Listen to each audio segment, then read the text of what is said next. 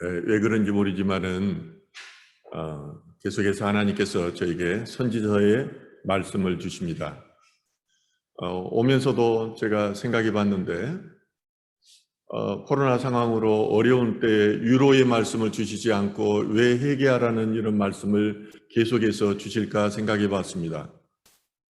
그런데 우리 인간은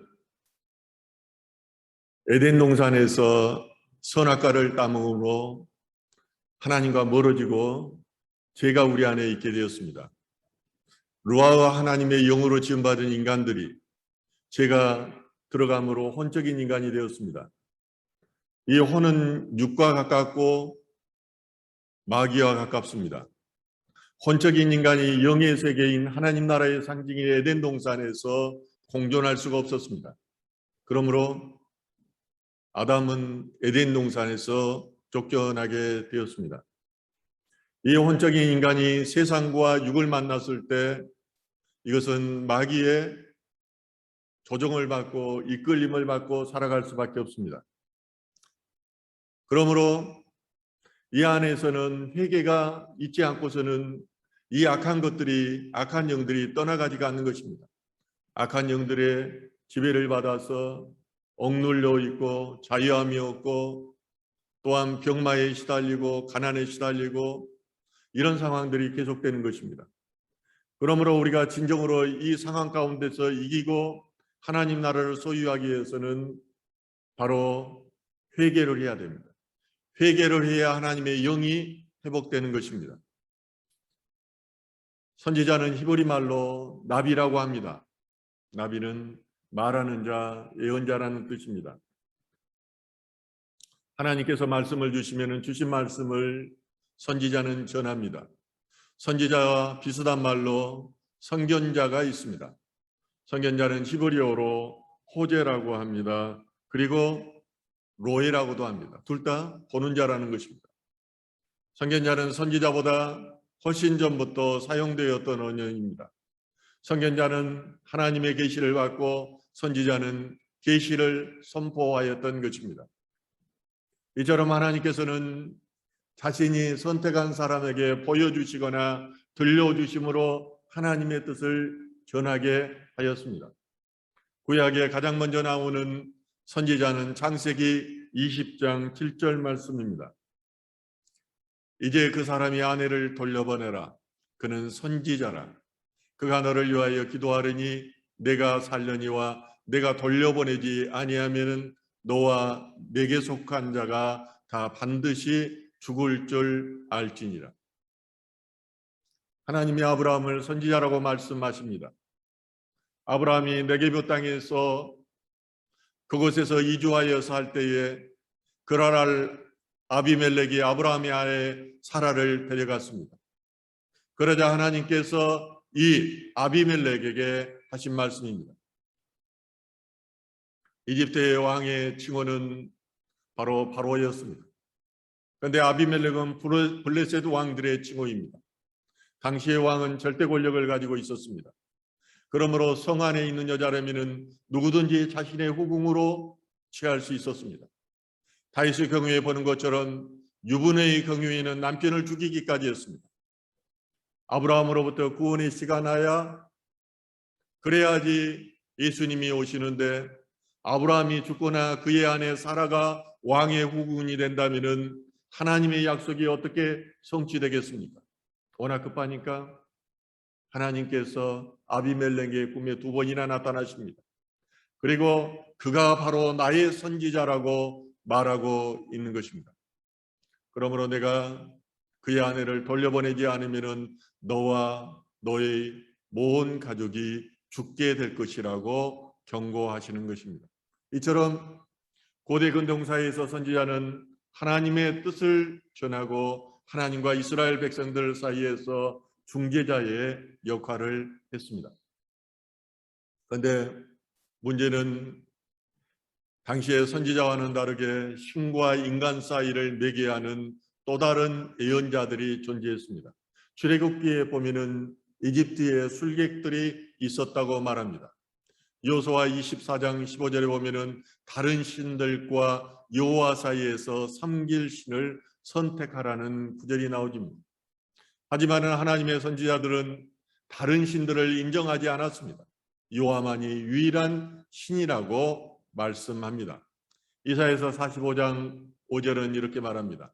나는 여호와라, 나 외에 다른 이가 없나니 나밖에 신이 없느니라. 너는 나를 알지 못하였을지라도 나는 내 띠를 동일 것이요. 이처럼 오늘날에도 하나님 이외의 모든 것들은 우상입니다. 오직 하나님만이 유일하신 신인 것입니다. 두 번째로, 구약의 선지자들은 하나님께서 도덕적인 행동을 요구하신다고 주장합니다. 이 행동에는 하나님께 드리는 제사도 포함되지만은 정의 또한 필요하다고 가르치고 있습니다. 선지자가 말하는 율법적인 행위가 아니라 믿음에 따르는 행위를 의미합니다. 하나님이 믿는다고 하면은 하나님의 뜻에 합당한 하나님의 자녀로서 살아야 한다는 것입니다. 그래서 오늘날도 목회자는 하나님이 주시는 공의의 관점에서 말씀을 바라보고 이것을 선포해야 합니다. 세 번째로, 구약의 선지자들은 하나님께서 이스라엘을 포기하셨다고 말씀하지 않습니다.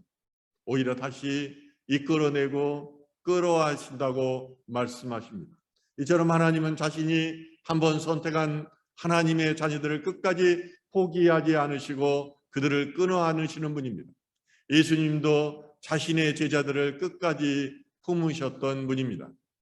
하나님은 상한 상태를 갈대를 꺾지 아니하시며 꺼져가는 심지를 끄지 아니하시기를 심판하여 이길 때까지 하시는 분입니다.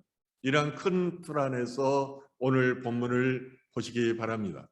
오늘 본문은 아모스의 아들 이사야가 본 환상에 대한 기록입니다. 이사야는 여호와는 구원이시다는 의미입니다. 그는 왕이 사는 궁정을 수시로 드나들 그런 고난 있는 사람이었습니다. 그래서 훌륭한 가문의 사람이었던 것 같습니다. 그는 결혼을 해서 두 아이도 두고 있었습니다. 그는 우시와 왕의 통치가 끝날 즈음에 시작해서 이제 40년 동안 활동을 했습니다. 그리고 마지막에 사악한 므낫세 왕에 의해서 토백혀서 죽임을 당한 것으로 알려져 있습니다. 히브리 성경의 원문은 오늘 본문 2절과 4절을 이렇게 해석하고 있습니다. 하늘아 들어라, 땅아 귀를 기울여라. 여호와께서 말씀하신다. 내가 자식들을 기르고 키웠지만 그들이 나를 거역하였다. 소도 자기 주인을 알고 나귀도 자기 주인의 구유를 알지만 이스라엘은 알지 못하고 내 백성은 깨닫지 못하고 있다. 아, 슬프다. 죄 지은 민족, 불의로 가득 찬 백성, 악행하는 후손들, 타락한 자식들, 그들이 여호와를 저버리고 이스라엘의 거룩하신 분을 멸시하여 등을 돌리고 말았다. 하나님은 이스라엘을 가리켜서 자녀라고 말합니다. 내가 자식들을 키웠지만은 그들이 부모에게는 하나님을 배반하였다는 것입니다. 하나님이 얼마나 마음이 아팠겠습니까? 그래서 하나님은 소도 주인을 알고 나귀도 자기 구유를 알지만 이스라엘은 알지도 못하고 깨닫지도 못한다고 말씀하십니다. 또한 아, 슬프다. 죄 지은 민족, 불의로 가득 찬 백성, 악행하는 후손들, 타락한 자식들이라고 한탄합니다. 사랑하는 성도 여러분, 이 한탄은 지금으로부터 2700년 전에 이스라엘을 향한 것이었습니다. 그런데 하나님은 시작과 끝이십니다. 영원하신 분입니다. 하나님의 시간표상에는, 광대하신 하나님 안에는 과거가 바로 오늘이고 미래라는 것입니다.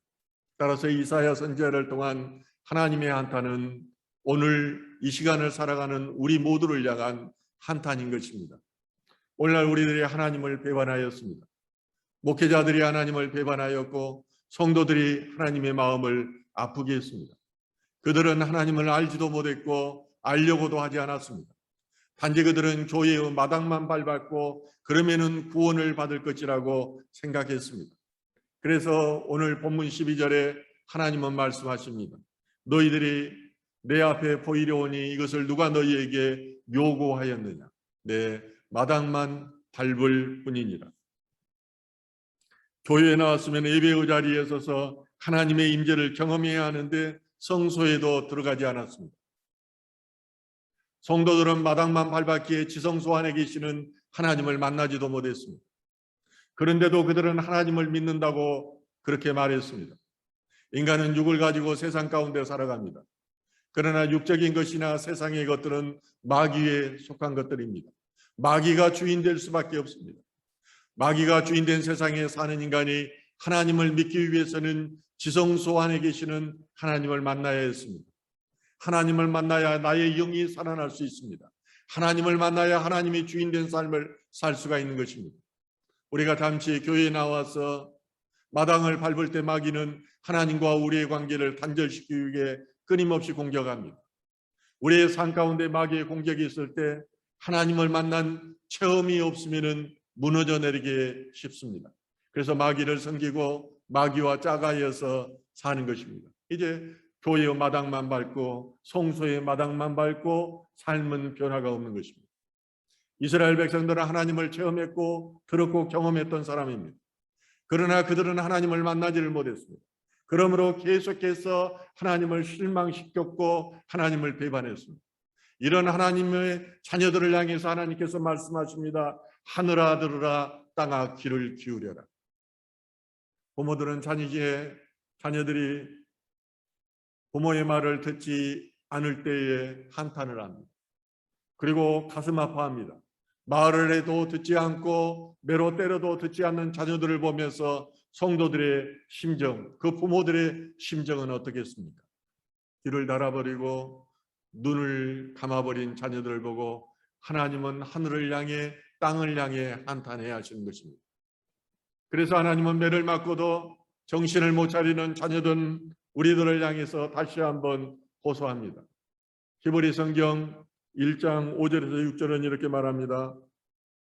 너희는 왜 매를 더 맞으려고 계속하여 반항하느냐? 온 머리는 병들었고 온 마음은 약해졌다. 발바닥에서 머리까지 성한 것이 없고 상처난 곳과 멍든 곳과 새로 맞은 상처뿐인데 짜내거나 싸매거나 기름을 발라 상처를 가라앉히지도 못하였다. 저도 아들이 엄마의 말을 듣지 않고 매번 반항했기 때문에 아들을 때린 적이 있습니다. 그런데 아들에게는 그것이 상처가 되었던 것 같습니다. 그가 성숙했을 때 저는 아들을 껴안고 눈물을 흘리면서 미안하다고 말한 적이 있습니다. 그러면서 너를 사랑해서 때린 것이라고 말해 주었습니다. 이스라엘이 하나님의 징계를 받아 얼마나 많이 맞았으면 하나님께서 이렇게 말씀하겠습니까? 그들은 하나님으로부터 수없이 매를 맞았지만은 회개하지 않았습니다.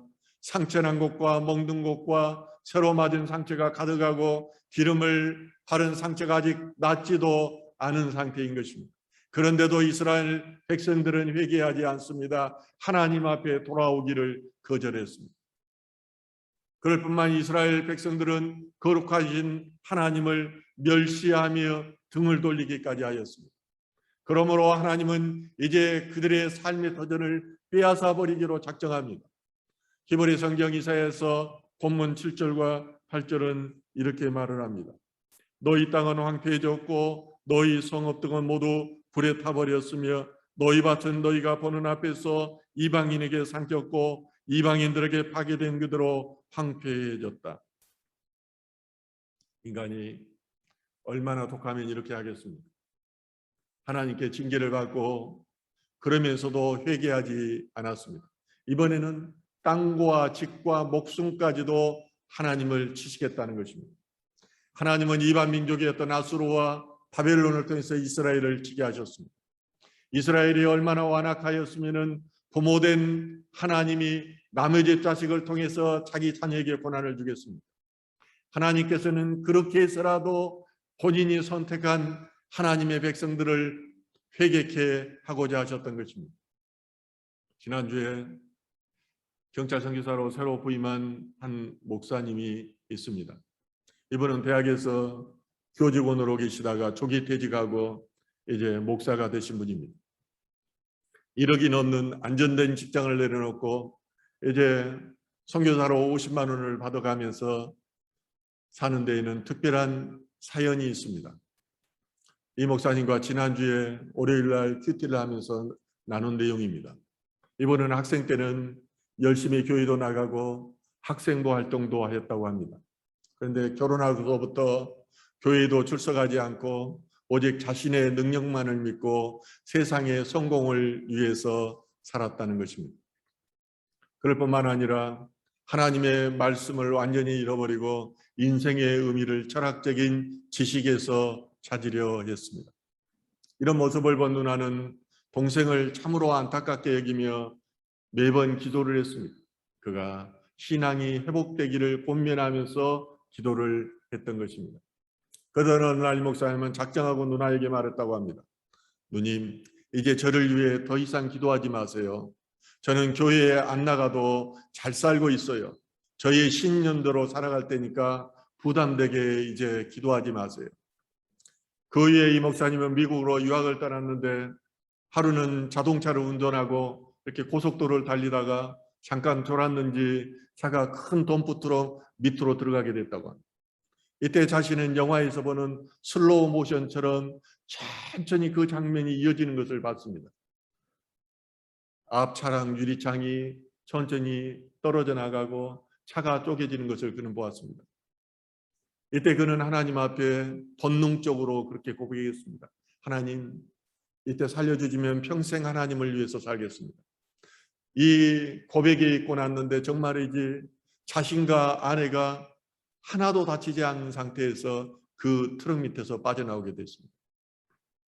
이 경험은 영적인 것이어서 체험한 사람이 아니면 잘 이해하기 힘듭니다.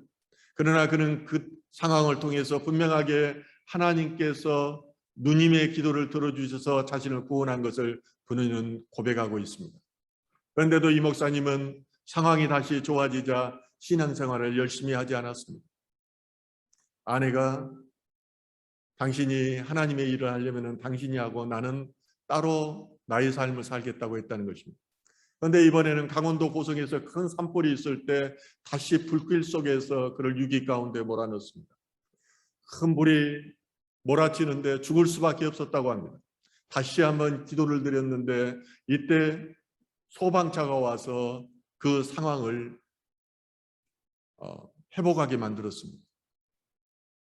그런데도 회개하지 않고 하나님의 일을 하지 않으니까 이번에는 아내를 치시는데 이제 심장병과 각종 질병으로 죽음의 고비를 넘기게 합니다. 이러자 아내가 손을 들었습니다.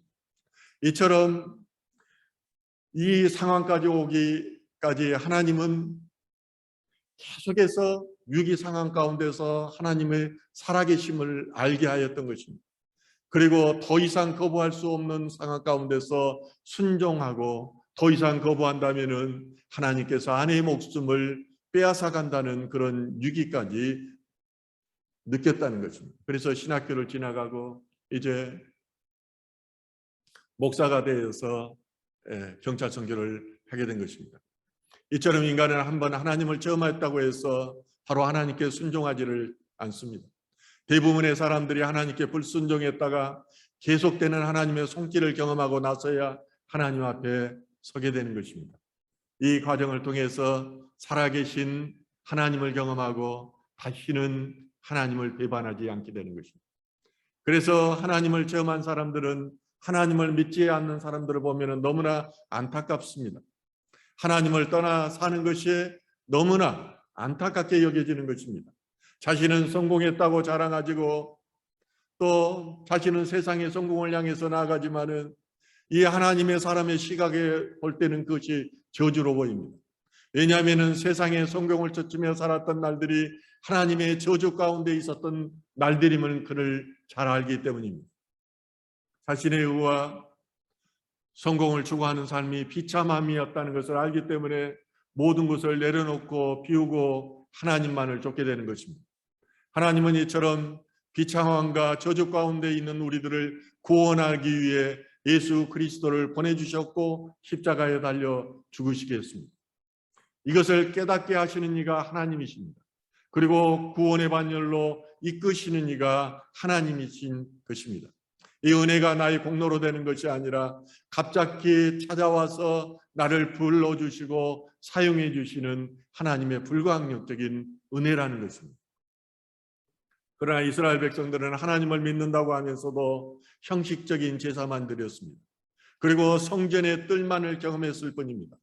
이런 이스라엘 백성들을 향해서 하나님은 말씀하십니다. 오늘 본문 13절은 이렇게 말합니다. 더 이상 쓸모없는 재물을 가져오지 마라. 분향 연기는 내게 혐오스럽다. 초하는 날과 안식날과 축제 후 소집도 역겹고 불의를 행하는 거룩한 모임도 나는 도저히 참을 수가 없다. 너희가 마음없이 드리는 제물도 안식일과 절기와 축제도 역겹다는 것입니다. 참을 수 없다는 것입니다. 내 말에는 관심이 없고 불의를 행하며 악독과 짱하며 살고 형식만이 예배 자리로 오는 그런 예배를 내가 더 이상 받지 않겠다는 것입니다. 구약 시대에 희생제물로 드려지는 제사의식은 한 예표입니다. 예수 그리스도를 통한 구속의 은혜를 예표하였던 것입니다. 너희가 제물의 피를 흘림으로 죄가 사해지는 것처럼 나의 아들을 보내 피를 흘림으로 너희 죄가 영원히 사해질 것이라는 의미입니다. 그러므로 하나님께서 요구하시는 제사의식은 종교행의 횟수와 관계 있는 것이 아닙니다. 제물의 수와 관계 있는 것이 아닙니다. 하나님의 뜻을 행하며 삶의 예배자로 살아가는 데 의미가 있는 것입니다. 오늘날도 마찬가지입니다. 말라기 선지자의 말씀처럼 오늘날 교회의 문을 하나님께서 코로나를 통해 닫아버리셨습니다. 삶의 의미는 전혀 없고 공의와 진리와 긍휼의 의미는 전혀 없이 형식적으로 드리는 그런 예배를 하나님은 역겨워하십니다. 목회의 사명을 잊어버리고 앵무새처럼 짖어대는 너희의 가증스러운 입술을 내가 응답하지 않겠다는 것입니다. 그래서 하나님은 말씀하십니다. 너희가 손을 펼칠 때 나는 너희에게서 내 눈을 가릴 것이며 너희가 기도를 많이 한다고 해도 나는 듣지 않을 것이다. 왜냐하면 너희들의 손에는 불의의 피가 가득하기 때문이다. 성도님들이 저와 상담할 때 이런 말을 합니다. 목사님, 제가 이렇게 열심히 신앙생활하는데 왜 하나님은 저를 도와주지 않을까요? 저는 이 말을 들을 때 가슴이 아픕니다. 제 경험으로는 하나님은 분명히 살아계시고 분명히 돕는 분이시고 또 함께 하시는 분임을 알기 때문입니다. 그리고 저는 그 답은 이렇습니다. 성도님들의 믿음의 행위가 하나님의 기대치에 충독되지 않았기 때문입니다. 아브라함이 하나님의 복의 근원이 된 것은 그가 자식을 하나님 앞에 산제물로 드리고자 했을 그때였습니다. 그래서 고난의 신앙을 줄이기 위해서는 하나님의 기대치에 맞게끔 순종해야 합니다. 하나님의 저울이 균형을 이룰 때 하나님은 그 인생에 손을 내미시는 것입니다. 그래서 저는 이런 질문을 하고 싶습니다. 하나님께서 목숨을 바쳐 하나님을 사랑하셔고 하였는데 성도님은 저의 목숨을 하나님을 위해 내놓겠습니다라고 고백하신 적이 있으십니까? 나의 삶을 인도하시고 복을 주시는 분이 하나님이라는 사실을 믿으시면은 내가 가진 것도 모두 하나님의 것이므로 가진 재산의 반이나 전부를 하나님께 바치겠습니다라고 고백하신 적이 있느냐는 것입니다. 만약 여러분들에게 성전을 짓기 위해서 여러분의 삶의 일부를 바치라고 한다면 여러분들은 많이 떠나갈 것입니다. 그리고 예배의 자리로도 나올지 않을 것입니다. 자녀들을 주신 분이 하나님이기 때문에 자녀들의 인생 중 절반을 하나님의 말씀을 전하는 목회자로 헌신토록 하겠습니다라고 고백하고 그렇게 준비하고 있느냐는 것입니다. 내 안에는 돈으로 가득 차 있고 세상자로 가득 차 있습니다. 그런데 하나님이 그 생각들을 모르시겠냐는 것입니다. 예수님은 처음 만난 베드로에게 내가 반석이라고 말씀하십니다. 처음 만난 나다들을 향해서 네가 참 이스라엘이라고 말씀하십니다. 하나님은 우리의 과거뿐만 아니라 현재와 미래까지도 주관하시는 분입니다. 그 하나님께서 우리 안에 있는 생각과 의도를 모르시겠느냐는 것입니다. 그러므로 오늘 본문은 말합니다. 내 마당만 밟을 뿐이니라. 너희가 그냥 발로만 마당만 밟지 말고 너의 마음을 나에게로 달라는 것입니다. 피로 가득한 너희의 손을 깨끗이 하라는 것입니다. 죄악으로 가득한 너희의 행위를 바르게 하라는 것입니다. 공의를 찾고 억압받는 자를 구해주며 고아를 변호하고 과부를 위해 변론해 주라는 것입니다. 이러한 믿음에 따른 행위가 너희를 구원해 줄 것이라는 것입니다. 제가 어렸을 때만 해도 기독교인은 정직한 사람이라는 인식이 대부분이었습니다. 그래서 교인이라고 하면은 이 상점에서도 외상으로 이렇게 물건을 줬습니다. 기독교인이기 때문에, 교인이기 때문에 약속을 지킬 것이라고 믿었던 것입니다. 제가 평신도 때도 목사님을 뵈는 것만으로도 기뻤습니다. 더욱이 우리 집에 신방을 오면은 그것은 큰 영광의 자리였습니다. 그런데 과연 오늘날 그렇습니까? 기독교인들이 모두 정직하고 말씀대로 사는 자입니까? 과연 목회자를 만나는 것이 기쁨이고 영광이냐는 것입니다. 제가 목회를 해보니까 이 교회 저 교회에 떠돌아다니면서 물건을 팔러 다니는 교인들이 참 많이 있습니다. 어떤 성도들은 개척교회만을 그렇게 다닙니다. 그리고 목회자에게 피해를 줍니다. 저는 교회를 개척하고 나서 500교회를 그렇게 옮겨 다녔다는 그런 사람을 만난 적이 있습니다. 그러면서 그가 아직까지 500교회를 다녔지만은 우리 목사님이 최고라고 그렇게 칭찬을 합니다. 그리고 마지막에는 물건을 내놓고 60만 원짜리를 사달라고 말합니다. 그리고 또 떠납니다. 개척교회를 경험하신 많은 목사님들을 만나면 대부분 이런 경험을 저는 말하는 것을 들었습니다. 이러한 것들이 교회 안에 만연해 있습니다. 큰 교회는 큰 교회대로, 작은 교회는 작은 교회대로 상처가 가득합니다. 성도를 그리스도인이라고 부릅니다. 그리스도를 따르는 사람들입니다. 그러면 예수님처럼 살지는 못하고 전부 말씀대로 살지는 못할지언정 예수님의 흉내라도 내려고 그렇게 신용이라도 해야 되는 것입니다. 히브리 성경 이사야서 1장 18절은 이렇게 말하고 있습니다. 여호와께서 말씀하신다. 자, 오너라 우리가 서로 변론하자. 너희 죄들이 주홍같이 붓더라도 눈같이 희어질 것이요 진홍색같이 붓더라도 양털같이 될 것이라. 하나님께서는 이런 우리들을 위해서 이제 우리가 한번 변론하자고 말합니다. 우리 한번 따져보자는 것입니다. 이스라엘의 죄 문제를 논하기 위해서 이제 너희가 변론의 장으로 나오라는 거 말합니다. 여기에서 하나님은 심판자가 되십니다. 이스라엘은 변론을 통해서 죄를 용서받게 되는 것입니다. 하나님은 변론을 통해서 자신의 죄를 깨닫고 자복하고 회개하는 자에게 축복해 주시는 것입니다. 그러므로 하나님은 말씀하십니다. 너희 죄들이 주홍같이 붉더라도 눈과 같이 헤어질 것이요 진홍빛같이 붉더라도 양털같이 될 것이다.